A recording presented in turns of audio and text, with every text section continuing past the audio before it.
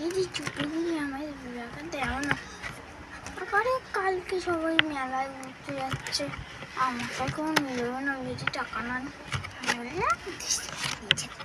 Please ওই টাকা দাও না। কালকে কার সঙ্গে করছি, করতে না গিয়ে করতে না গিয়ে আমি তো ওটা বলেই দিই, যাই বলি না।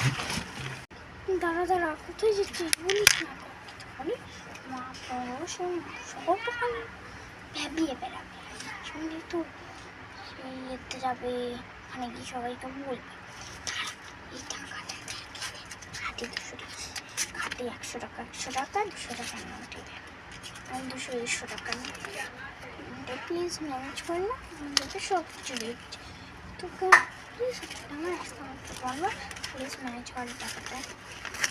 প্লিজ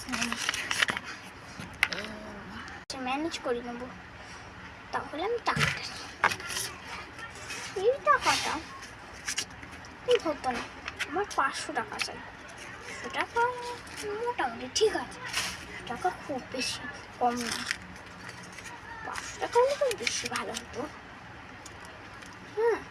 ঠিক আছে, একটু বেশি ভালো হতো, ওটা তো পুরো টাকা আমার কথা হবে না। তুই কি আমার নামে কিছু কি বললি?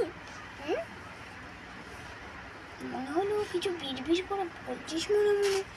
হ্যাঁ কিছু তো বলছিস, তোকে টাকাটা দেওয়াই দিদি। আমি কিছু বলছি প্রশংসা করছি, আমার দিদি কত ভালো, আমার দিদি আমায় 200 টাকা দিয়েছে, 100 করে